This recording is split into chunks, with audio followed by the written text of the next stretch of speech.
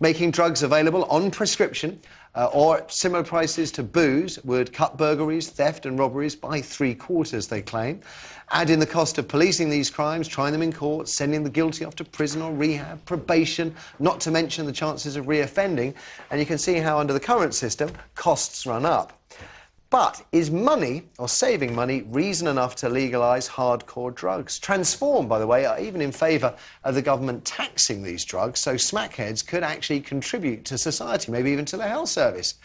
Wow. But if we're going to talk about the health service, what about the cost to the NHS of state-sanctioned junkies? And what if more people ended up hooked as a result? The Dutch experience, OK, that's mainly with cannabis, suggests the numbers of users doesn't actually go up unless you allow those the people that had the drugs to market their wares. Although drug tourism does become an issue if you act unilaterally. And I'm getting increasingly mean in my middle age, and actually I don't really care now what people put in their arms, legs, groin or lungs, but I do resent living in a world where burglary and mugging and all this hassle for law-abiding folk is driven by the need for a black market substance, for drugs. If the drugs were clean and available from the state and my home didn't get ransacked, I reckon I'll be up for it, Terry, and I know from yesterday you think it's a good idea. Well, one thing you've not mentioned is the gangs that are on our streets, and you know, if you talk about drugs now, the big import drugs, because a lot of the cannabis is actually homegrown here, as we were talking during the break about skunk, which is really strong and doesn't do you any good. Let's face it, none of these drugs do. But all the smuggling routes are used for cocaine and for heroin, and the profits are absolutely huge. And these gangs are making big money. Right? I know of people who own football clubs, own private jets, and these are kids who started on the streets in council estates, and they are seen to be glamorous role models to other kids around there who've got nothing. And it was interesting, when they stopped kids signing on when they left school at 16, it would have been around 1987. So, in other words, you're 16 years of age, you live on a sink estate somewhere, although I don't really like that word. You know, and you've not got a YTS scheme, and a lot of that was because the local councils would provide them, and the councils have been rate capped, so they couldn't provide them, and you had no job to go to, you couldn't sign on, there was no money. And that was the rise of the drug gangs, really. That's when they started recruiting. They're taking over our lives, they operate in a certain area, that area has junkies descending on it, you know, it becomes a no-go zone for the decent people who live there, and nothing is being done. Now, if you legalise drugs, just like Prohibition in the 1920s in America with the rise of Al Capone and all that, you take all the money away from the gangsters. I mean, what about the two legal drugs that are out there at the moment, where people use cigarettes and alcohol? I mean, they're causing society loads of problems. They are legal. Yeah, but I'm not getting mugged. My house isn't being broken into over booze and over cigarettes, but it is by junkies who are paying thousands and thousands over the odds, you know, to keep the heroin addiction. Do you have any issue at all with the idea of the state effectively then sanctioning people, shooting up, taking hardcore drugs? Well, the state sanctions worse things than that anyway. I mean, we've got the British Army in Afghanistan. Why don't they go in there and just wipe out the whole heroin crop? Yeah. Wouldn't that be a good idea? They've been there long enough. Yeah. You know. I think they're trying. Well, I don't know. I mean, you know, it's who that crop belongs to, isn't it? You know, and so, you know... You don't see any downside to it at all? Or if you do, the pros outweigh the cons? The downside of not doing it is we carry on saying, oh, isn't it terrible that 14-year-old kid got shot? Isn't it terrible that, you know, Rhys Jones, aged 10, is caught in the crossfire? So you've got another family, you know, drowning in scalding pain for the rest of their lives, because everybody wants to pontificate. No politician wants to say it. All politicians, and no offence, Yasmin, want to say it. I'm not a politician. Well, you know what I mean. No, I'm not a politician. I'm not a politician. OK, Terry, we've heard from you. What about you, Kym? What's the perspective from down under? I don't know. It's a tough one. It really is. It's a tough call, and not something I've given a lot of thought to, but there is also, you know, what the drugs are cut with. I guess if you could in some way keep an eye on the quality of the drugs. State-provided drugs, the possibility of overdose would go down. Yeah, that's right. We had a 15-year-old girl who had one ecstasy tablet in Australia, just one. But there are people that people also forget, because people have allergies. People also die from taking aspirin. Well, that's true. You know, we don't ban aspirin because one person dies. Yeah. So that sort of counters that. I mean, Yasmin, you said yesterday, and we didn't hear your view, which is why we're really doing it today. You have problems with Terry's I have view. problems. Although listening to Terry, I mean, he's made me think about a lot of stuff. Thank you.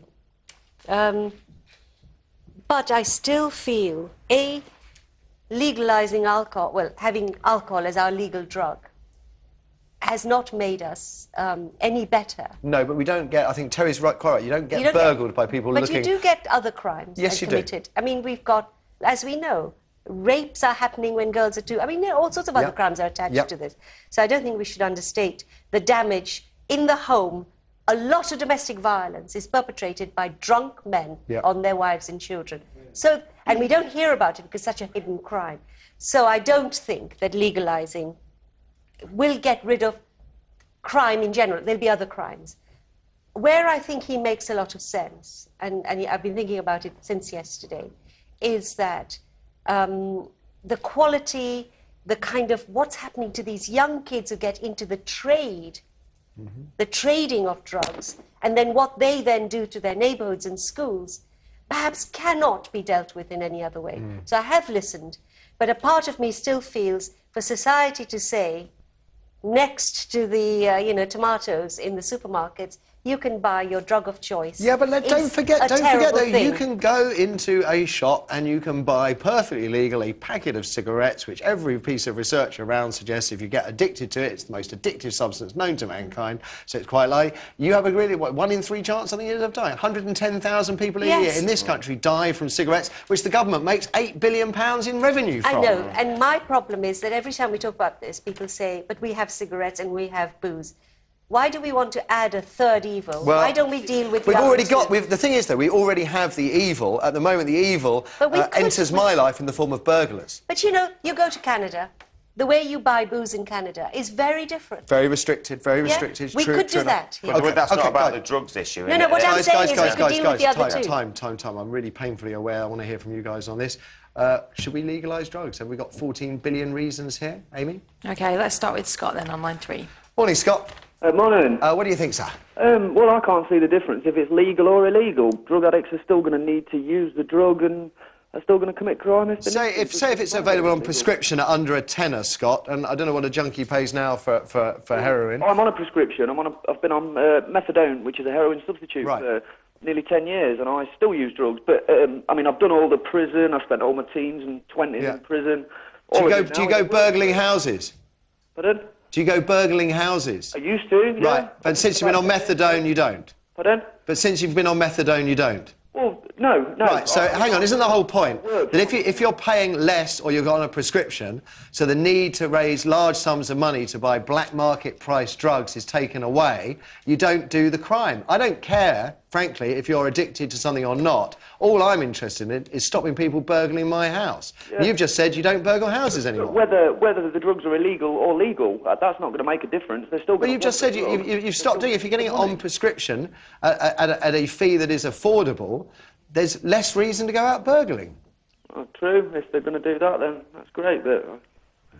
OK, I thought that's what you're saying. Anyway, thanks for the call, Scott. Let's have another. Let's go to Sarah in London, then on line 4. Sarah, good morning. Good morning. Morning, what do you think? Hi. Basically, what I think, I don't think legalisation is going to do any good. What we should really aim for is decriminalisation of drug use.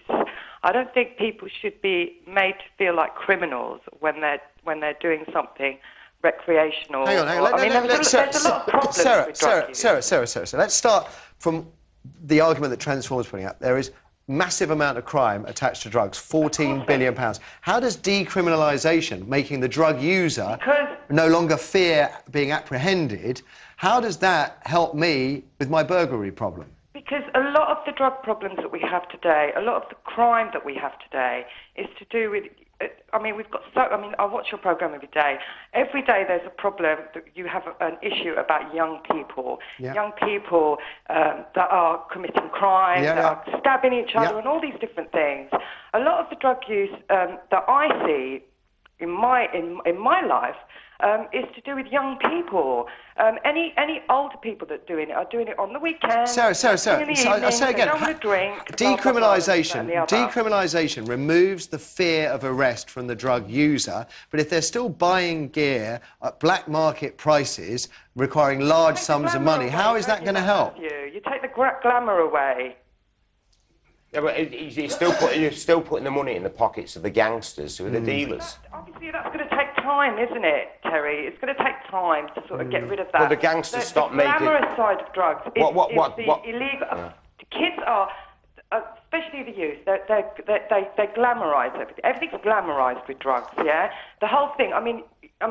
You're talking about how kids get into it. You watch all these things, you watch music, you watch...